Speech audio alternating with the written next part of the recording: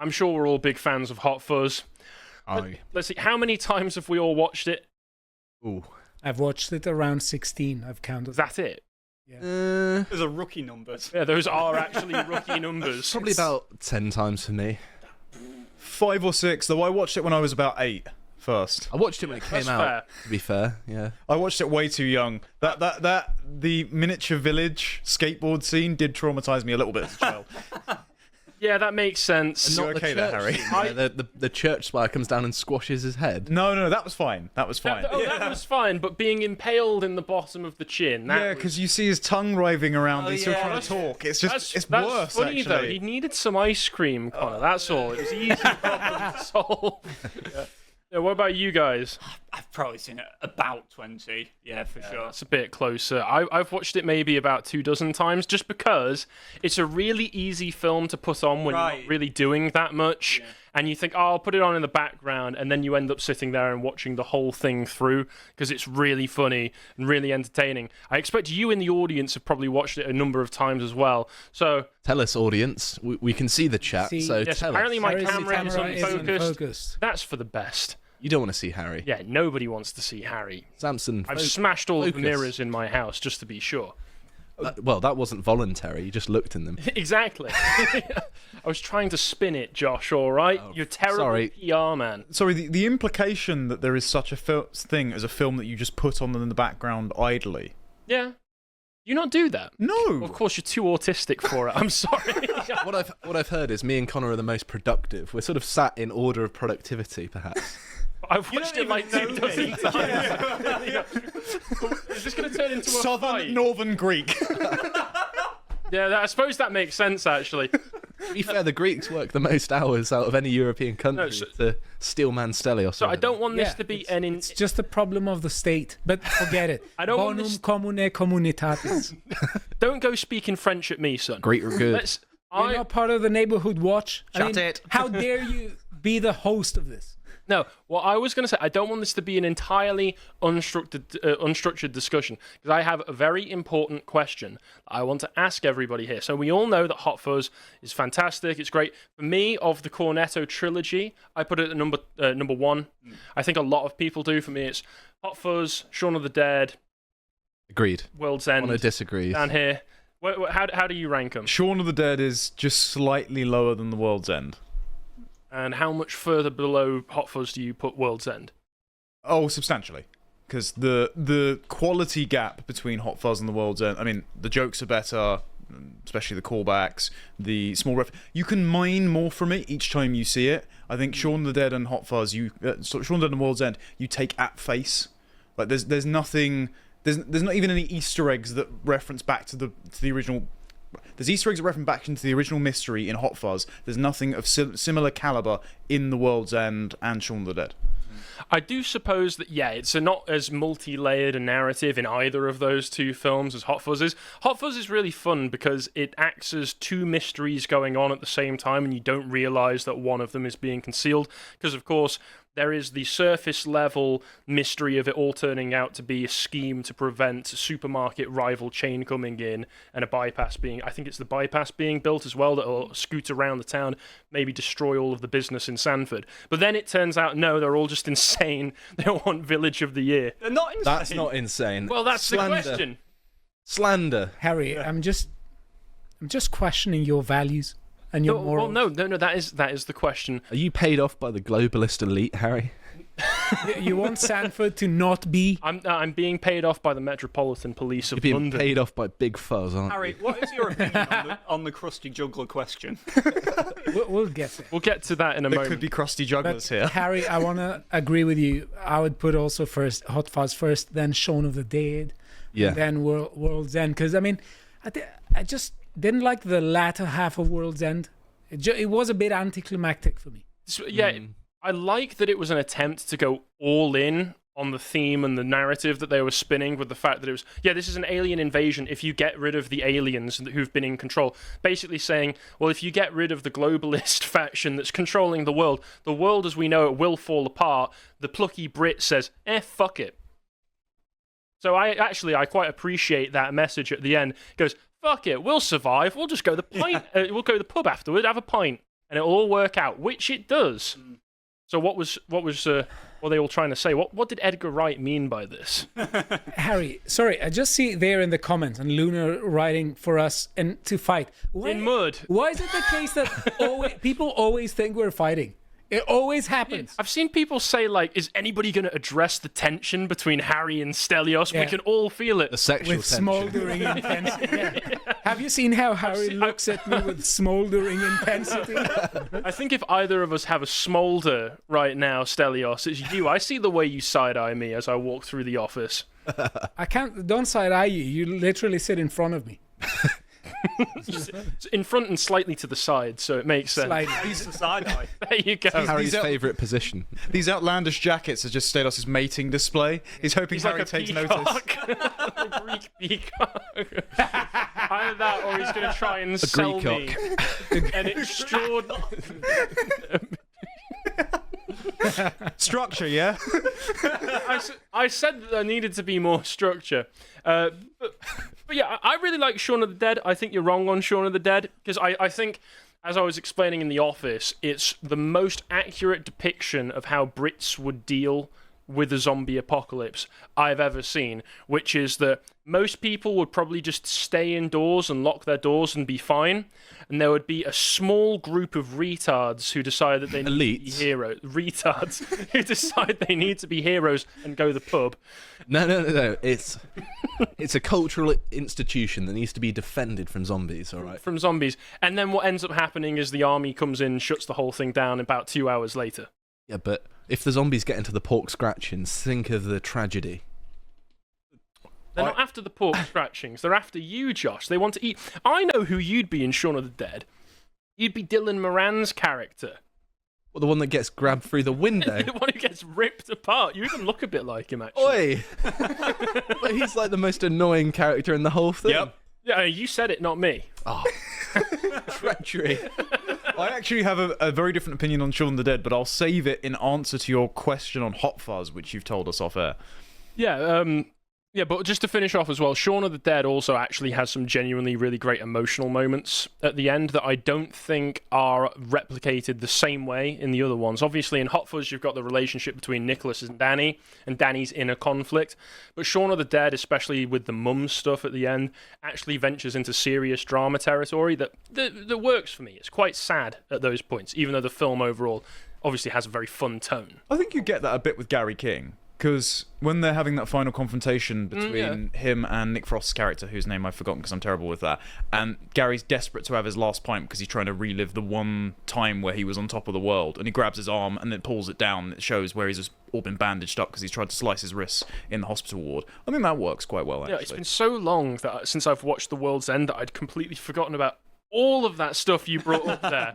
So maybe there is a bit more to The World's End than I thought, but it's just not as rewatchable as the others, to me. Luca, you were about to say something. Oh, just that one thing, I've seen Hot Fuzz multiple times, and I've only actually ever seen the other two films once, so it's just not really fair for me to tier them. However, I would say I remember instantly upon first viewings that Hot Fuzz stood out to me as the far superior film. And I have watched Shaun of the Dead quite a lot as well, probably about 10 times, because when I was younger I used to have the DVD on it and I would just put it on if I was bored, so I've watched it a lot. But yeah, Hot Fuzz is the best. But don't get me wrong though, all of them are great films. They have of a them very are really well body made. quality, because I remember when I've watched it, as I Very said, what quality? you know, Californian it's a all of a sudden? Oh, right. Well, yeah, I mean it's You watch it with Nick Frost body, and so Simon I remember. Oh, okay. Body quality. Did I say something weird? Stelios' sleepover time. No, it's just I remember I was putting this movie to Everybody people and I get was your saying, "Do jammies you on." like it? Do you like it?" You know, I'm the irritating friend who has rewatched the movie. Stelios is Danny in Hot Fuzz. What do you want to watch I've never first? seen Hot Fuzz. Point Break or Bad Boys 2? It'd be Terminator 2 or Terminator 3. No, not The Terminator. Terminator. 3. Never Terminator 2 or Aliens? That's the... Terminator 1 or Terminator 2? Oh, Terminator 2 is better. Yeah, agreed. I think Terminator 1 is criminally underrated. I Sorry, think It is, amazing. it What have I is, done? but I think 2 is better. Yeah. Sure. Anyway, you've got a question here. All right. Stop trying to direct me back to the point of this whole thing, Josh. This is why you're Dylan Moran, and this is why you're going to get torn apart through a window. I bring the structure, all right? Shut up, I bring Millhouse. order. Shut up, lesbian.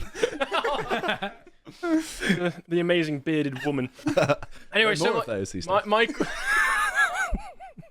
my question that I wanted to ask with this is Hot Fuzz secretly subversive? No, but Yes. Shaun of the Dead is. All right, before we get into Hot Fuzz, what's your take on Shaun of the Dead? Okay, so if you're Is it that reading... he gets longhoused? Kind of. But if you're reading The World's End as if we allow the globalist elite to collapse, then this is how we would Lucky be living. Brits will be fine. Yes. The inverse is true of Shaun of the Dead. So it's released in the Blair era, and the resolution is the government comes in, fixes everything, and makes this new subpopulation who are totally brainless and are unfit to do anything except trolley pushing jobs and working in TV stores play nice. It's a I pro-immigration see movie. that, yeah. So who are the zombies meant to be representing, Connor? I'm just saying, Fair what did enough. Edgar Wright mean by this? Yep. Okay.